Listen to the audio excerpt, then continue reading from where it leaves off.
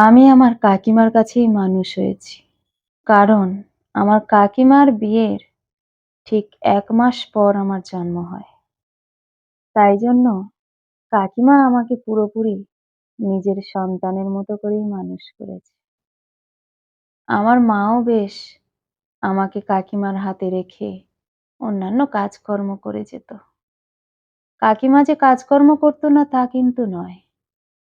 কাকিমা কাজকর্ম করলেও আমাকে সে বেশিই আগলে, আগলে রাখত। মাঝে মধ্যে এমন হতো রাত্রিবেলা করে কেঁদে উঠতাম ঘুমের ঘোরে কাকিমার কাছে যাব বলে। আমাদের একটাই বাড়ি, দোতলা বিল্ডিং। নিচের তলাতে আমরা থাকি, কাকিমারা থাকে উপরের তলায়। মা সঙ্গে সঙ্গে আমাকে নিয়ে উপরে কাকিমার কাছে রেখে আসতো। সারা রাত কাকু কাকিমার মাঝখানে ঘুমাতাম। তবে এটা প্রতিদিন না হলেও মাঝে মধ্যেই হতো। আমার যখন প্রায় ১০ বছর বয়স, তখন আমার কাকিমা এক বিরল রোগে আক্রান্ত হয়ে মারা যায়। আমি সেটা কখনো মেনে নিতে পারিনি। কাকিমা ছাড়া আমার ২ চোখ অন্ধকার হয়ে গেছিল। কাকিমা চলে যাওয়ার পর আমিও জ্বরে আক্রান্ত হলাম। বিছানা শয্যা হয়ে গেলাম। অনেক ডাক্তার দেখানো হলো। কিন্তু আমারও জ্বর যেন কিছুতেই যাচ্ছিল না। একদিন রাতে আমি ঘুমের ঘোরে যেন দেখলাম আমার কাকিমা এসেছে। আমার পাশে খাটের উপর বসেছে। বসে আমার মাথায় হাত বুলিয়ে দিয়ে বলল, "সোনা মা, তুই এত কাঁদছিস কেন আমার জন্য? তুই কাঁদলেও তো আমি ফিরে আসতে পারবো না। তুই বড় হয়েছিস, ১০ বছর বয়স হয়ে গেছে। এবার একটু বোঝ, কেউ মারা গেলে সে আর ফিরে আসে না। আমাকে তুই যদি না বিদায় দিস, আমি তো কোথাও যেতে পারছি না। আমি তোকে কথা দিচ্ছি, তুই আমাকে আস্তে আস্তে ভুলে যা। আমি সবসময় তোর মাথার উপর থাকবো। তোর বিপদে আপদে সবসময় তোকে আমি রক্ষা করব। তোর কখনো কিচ্ছু হতে দেব না আমি। তুই নিজের থেকে কালকে সকালবেলা উঠে বসবি।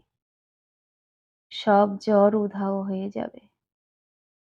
এত কান্নাকাটি করলে জ্বর তো গায়ে থেকে যাবে না। অসুস্থ হলে শরীর তো দুর্বল হয়ে যাবে। তুই বড় হতে চাস না?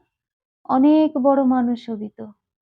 তুই আমাকে সবসময় বলতিস, তুই অনেক বড় হবি, তুই অনেক বড় চাকরি করবি। কিন্তু এরকম যদি করতে থাকিস, তাহলে তো তুই সুস্থ হবি না। বড় হবি কি করে? চাকরি করবি কি করে রে মা? তুই যখন চাকরি পাবি না, আমি উপর থেকে ভীষণ খুশি হব। তুই আমাকে কথা দে মা, আজকের থেকে তুই আর আমার জন্য কান্নাকাটি করবি না। তুই আমাকে একেবারে ভুলে যাবি না আমি জানি। কিন্তু এতটাও মনে রাখিস না, যেরকম মনে রাখলে তোকে বিছানায় শুয়ে থাকতে হয়। উপরে গিয়ে যে আমি শান্তি পাচ্ছি না। তুই যদি কালকের থেকে সুস্থ হয়ে যাস, তাহলে আমি নিশ্চিন্তে থাকতে পারবো। তোর মাথার উপর আমি সবসময় থাকবো। তুই যদি ভালো থাকিস, আমিও খুব ভালো থাকবো। তুই আমাকে কথা দিচ্ছিস তো মা? কালকের থেকে এক্কেবারে নতুন হয়ে উঠবি তুই? কাকিমার কথা শুনে আমার খুব কান্না পেলেও আমি আর কাঁদিনি। কাকিমাকে কথা দিলাম, "কাকিমা, আমি ভালো থাকলে যদি তুমি ভালো থাকো, তাহলে আমি তোমাকে ভুলে যাবো। তোমার জন্য আর কান্নাকাটি করব না। এই আমি তোমাকে প্রমিস করছি।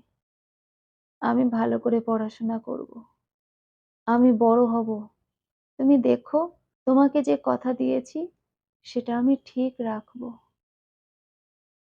এরকমটা বলতে তারপরে আর যেন কাকিমাকে আমি দেখতে পেলাম না। সকালবেলা ঘুম থেকে উঠে দেখি আমি যেন সুস্থ হয়ে গেছি। বাড়ির সবাই আমাকে দেখে অবাক হয়ে গেল।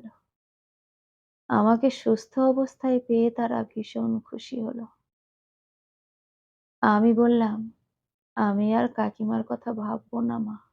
কাকিমা কালকে আমার কাছে এসেছিল। আমাকে বলে গেছে, তাকে ভুলে আমি যেন ভালো থাকি। আমি যদি ভালো থাকি, কাকিমাও ভালো থাকবে। তাই কাকিমার ভালো থাকার জন্য আমিও ভালো থাকার চেষ্টা করব মা, আজকের থেকে। আমার মা, বাবা, ঠাম্মা সবাই আমার কথা শুনে কান্না শুরু করে দিল। আমার মা আমার বুকে জড়িয়ে ধরে খুব কাঁদল। আমাকে বলল, "হ্যাঁ রে মা, সামনের দিকে তাকিয়ে এগিয়ে যেতে হবে তোকে।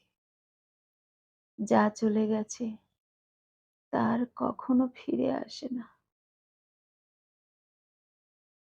কলমে ও কণ্ঠে সোমা।